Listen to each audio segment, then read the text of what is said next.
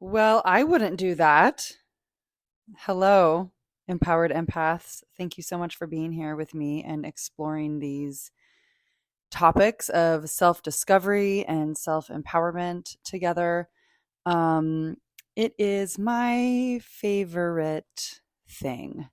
So, thanks for joining the party. Um, Today, I want to talk about something that has bugged me forever. And I love that it's bugged me forever because it so many years ago, like it showed me this past grievance of mine showed me basically where we were heading as a collective. Which I will say, um, my feeling, my where I see us heading as a collective is in really embracing each other's differences.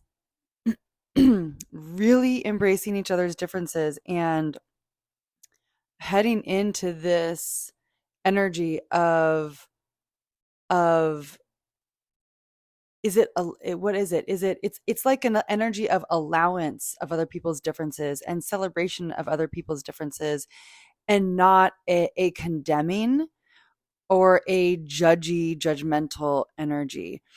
And um my opinion of like the whole like judgy energy, um when we are living in a, like, let's say, I don't know how else to describe this. I'm just going to say modern society, where you're in your houses and you have your neighbors and your kids go to school and everything is basically okay. Like you've got your basic needs met, and then like you find yourself falling into like this judgy energy.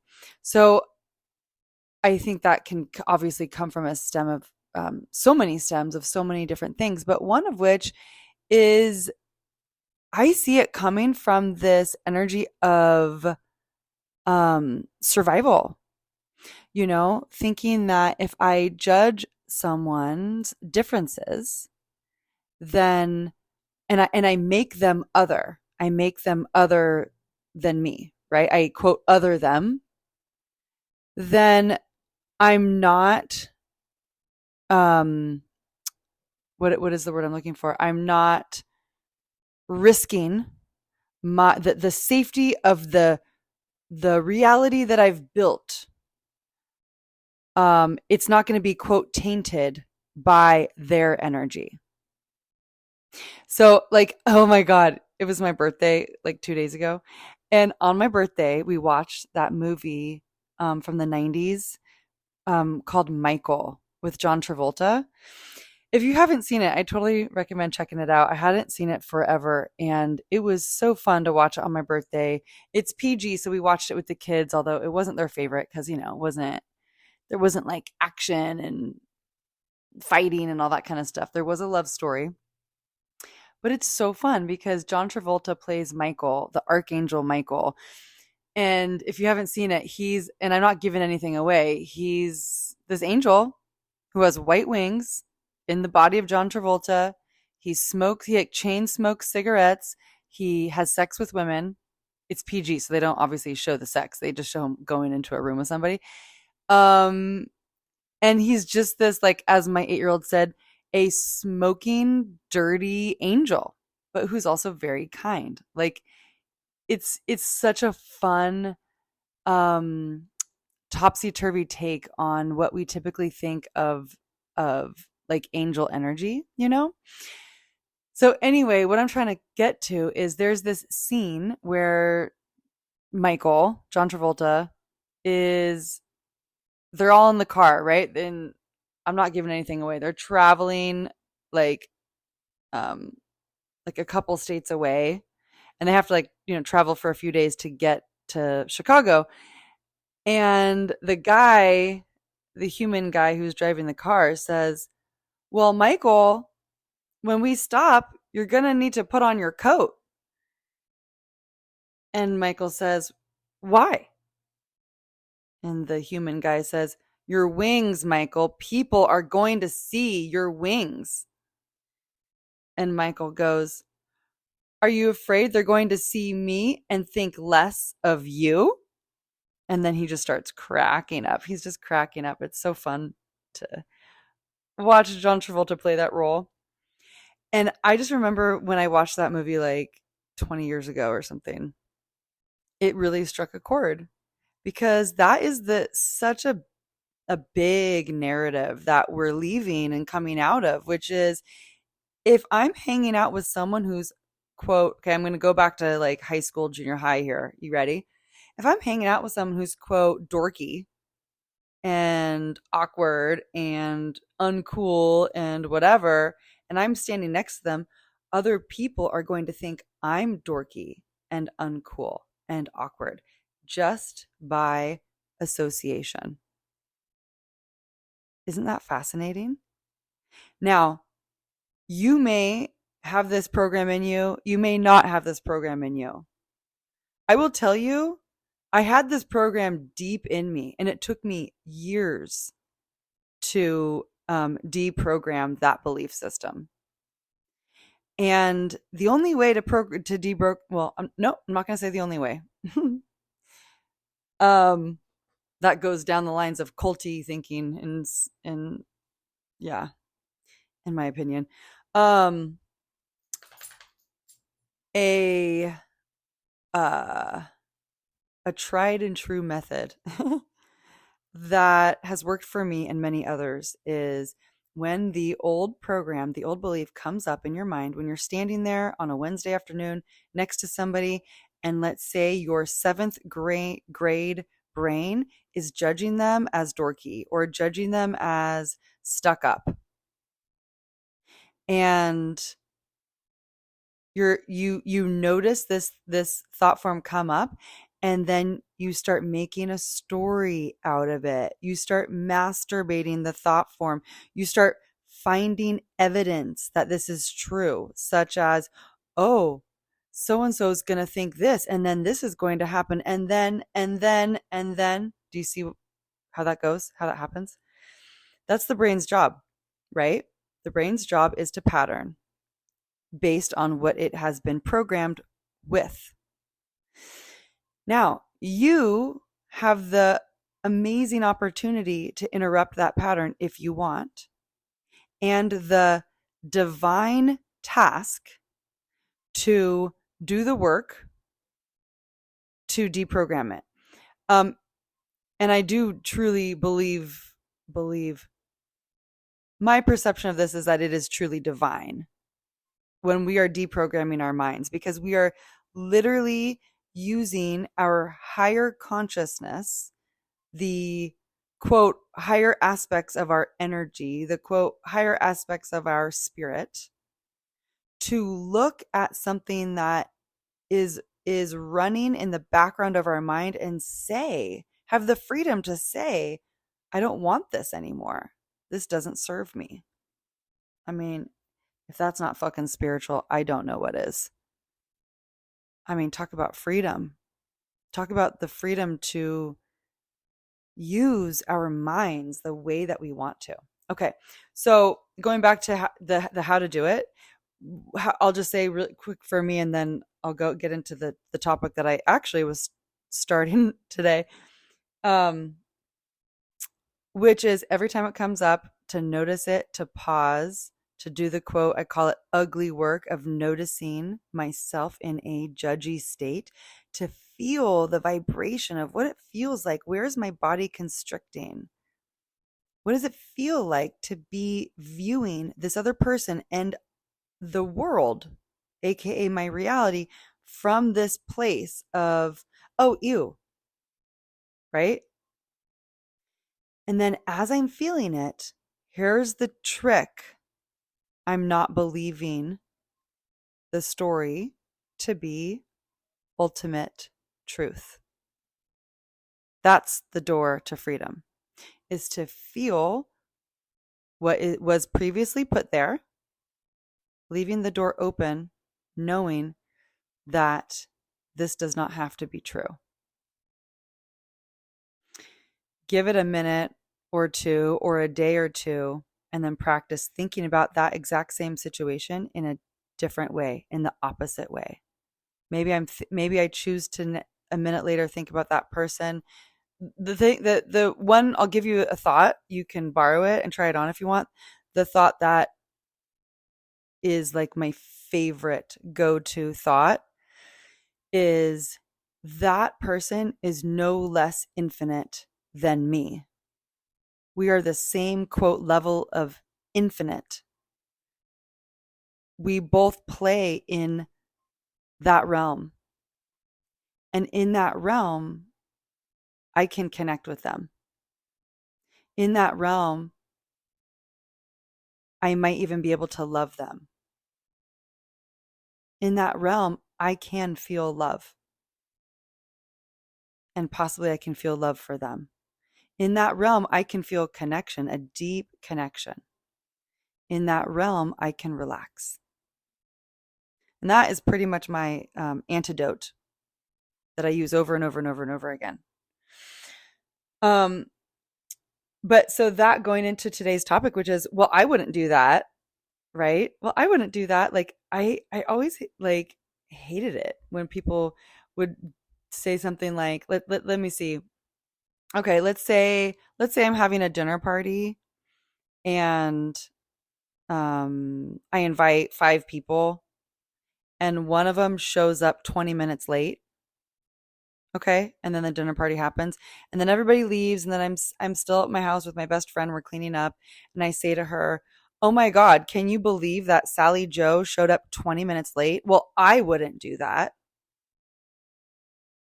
Yeah. Okay, let's do it. Let's look at another one. Um this, your aren't our children the best fucking mirrors?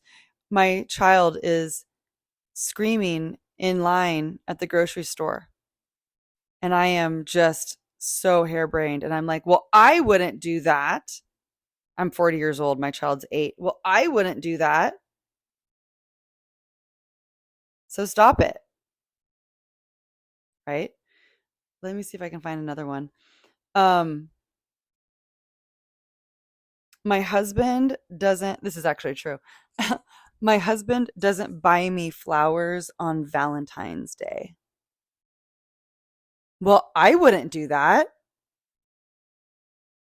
What what am I making that mean? That he doesn't love me? That he doesn't care about our relationship? What am I making that mean? So when we really pause, like at anytime you catch yourself, I encourage you to play with this thought. Like anytime you catch yourself thinking, well, I wouldn't do that. Just think like what is it that you're making what someone else's what are you making someone else's action mean about you? I'm going to say that again because I think it's really important. What are you making someone else's action mean about you? And in that word action, it could be a non-action, right? Didn't buy me flowers. It can be a word. It can be there's, yelling, tantruming in the store. It can be, an action like showing up late. Action can mean there can be so many things there, right? But here's the thing. What someone else does, we already know. We already know that what someone else does is a reflection of their own inner awareness. And yes, we do interact together, but someone else's interpretation of me is not the be all end all truth, right? So when I am looking at someone else's action and I'm making it mean something about me because, well, I wouldn't do that, right? That's me making it mean something about me. Like play with that. It's so fucking valuable. The other thing I want to say is that I have found that to me, when I think, well, I wouldn't do that about something that somebody else did, um, it can even be a reflection of this hardcore hangover of the people pleasing thread. I'm a recovering people pleaser, and I like seeing these hangovers of the people pleasing identity pop up and be like, "Oh, I remember you. I remember you." That's not me anymore. So what I mean is, like, for example, when I have done something, like let's say I've like, you know, you know, written some like really heartfelt letter to somebody, or I've created, I don't know, I've done some type of like, I've made such a large and focused output, perhaps even sacrificial output, right? People pleasing tends to be very sacrificial. Effort in the past to imagine what someone else might want me to do. And my subconscious immediately thinks that, well, that's just the way other humans should behave if they want to show kindness, because I'm showing kindness by trying to imagine what they think would be kind and then me giving it to them. Isn't that fascinating? Like the paradox is like, sure, that can totally be kindness, is to imagine what would someone really enjoy, and I'm going to give that to them. That can totally be kindness. But that's not the only definition of kindness. And when we box kindness into being only what someone else would want us to do, then we fall into people pleasing category, right? Then kindness becomes a cult, because we're only thinking of it from one dimension, from one way, and it has to only look this one way. But kindness can actually be me just showing up genuinely exactly as I am in that moment, which might mean maybe I don't bring flowers, but I'm bringing the kindness in my heart, no matter how fucking corny that sounds. If you're bringing kindness in your heart to a situation, that's kindness. That's being kind. You are being the identity of kindness, right? And we can test that, because if someone comes over, if I come over with flowers, but I'm seething with resentment on the inside, but I have fucking flowers in my hand, is that kindness? No. Ew. Take those flowers away from me. Take them back. I don't want your fucking flowers dripping in resentment. That's not kindness, right? That's a hangover of the old narrative that says, this is the way to be kind. You give flowers no matter if you even want to or not. you know, that was just like, that's like hangover from like 50s shit, you know? Um, let's see. Another thing I wanted to say was like, oh my God, I think I already said it. Yeah, I already said it. But like, here's the tip that I want to, um, that I want to offer, that you can play with, just the tip, just to see how it feels. Did you guys see that movie Old School? Um, is when someone is doing something, right? It's an action. Maybe it's an action that you wouldn't do. Can you, instead of discerning, I love the word discernment, right? Because we do need, like, we don't need judgment to survive. We don't need judgment to keep ourselves safe in this world. I do think that's a past narrative that we are growing out of, and that we thought we needed judgment to keep ourselves safe, like safe from that guy over there, safe from making the wrong decision in a financial situation, right? But like discernment is such a better word, in my opinion, because discernment takes the judgment out of it. Discernment is discerning if an energy is for me or not, without putting that energy down, without dehumanizing someone.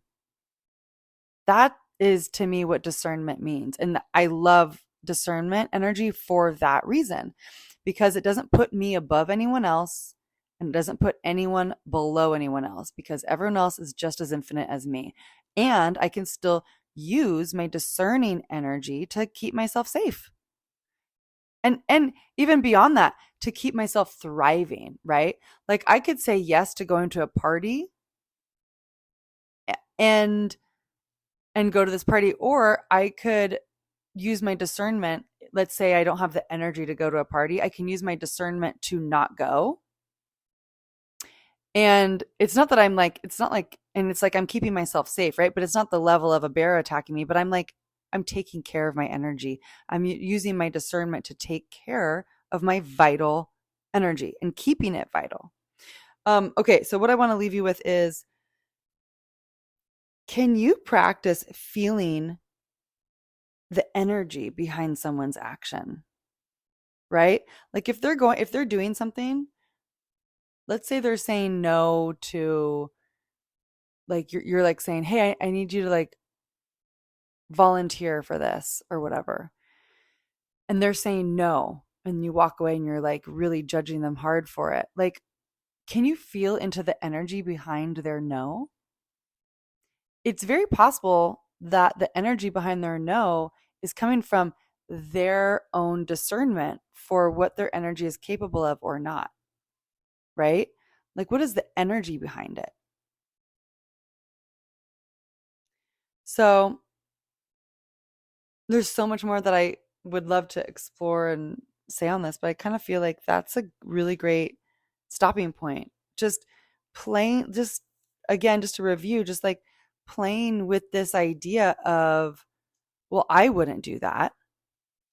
I mean, it applies to so many things. Like, let's say someone even cuts you off in traffic, and let's say that they're, you know, they live their life according to certain values that maybe you don't align with. And you're like, well, I wouldn't do that. Well, yeah, here's the thing. Oh, this is what I didn't say, you guys. This is this is the whole fucking thing. This is what it all boils down to. Oh my God, I'm so happy I remembered right before I pressed stop. You guys, here's the thing. Well, I wouldn't do that. Of course. Of course you wouldn't do that because you are not them. I mean, that's really what it comes down to, right? You are not them. I am not them. They have a very specific, a unique, in fact, set of circumstances that led them to this point in their life right now.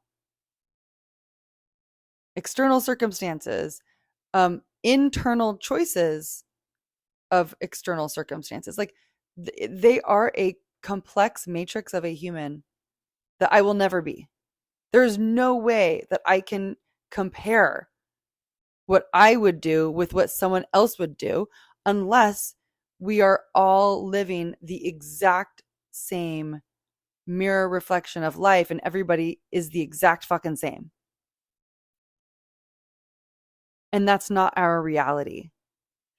And I'm going to bet that's not the reality that you want. It's not the reality that I want. I don't want everyone to be the same. Did you ever see that movie? Oh my God. Um, oh my God. What is it called? Oprah made it, or Oprah was in it, and it is it's a kids movie. It's so fun. It is A Wrinkle in Time. Did you ever see that movie, A Wrinkle in Time? Such an incredible book and such a fun movie. Well, the dimension that the kids go to go save their father, like when they pop out into this, the dimension is controlled. It's all controlled by, I think it's controlled by fear, but the whole place is like everything is same. So the two kids, they pop out into this dimension.